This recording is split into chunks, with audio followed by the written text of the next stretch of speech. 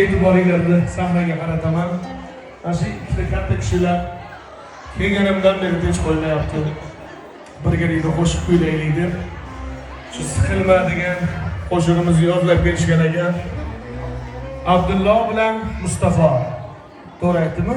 Ismlaringni to'g'ri aytdimmi? Hayajonlanishma. Shu bolalar nima akalariga, kelmaganlariga oxirida qism qilamiz. O'zlaringga emasmi?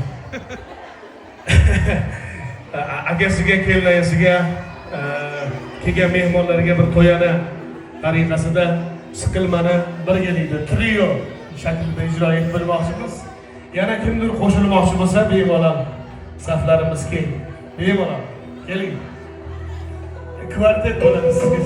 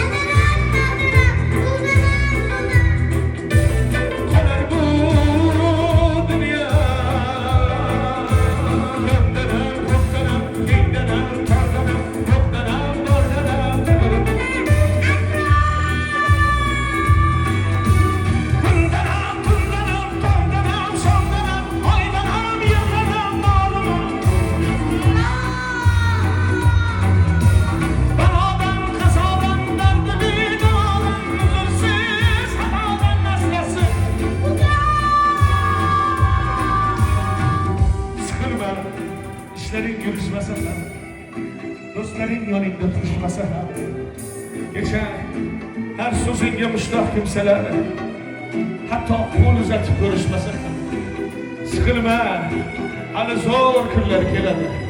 Yo'qotganlaringning o'rni to'ladi. Bugun Sarvarbekni uylayapmiz.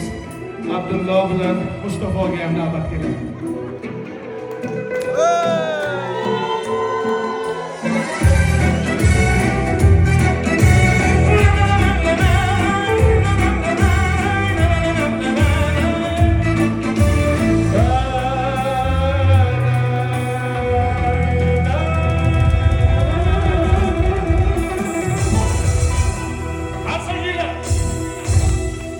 Молодец. Молодец. Qani boraveringlar. En tirikchilik yilingni emaslar boraveringlar. Davringlar sog' bo'lsin. Yana bir talab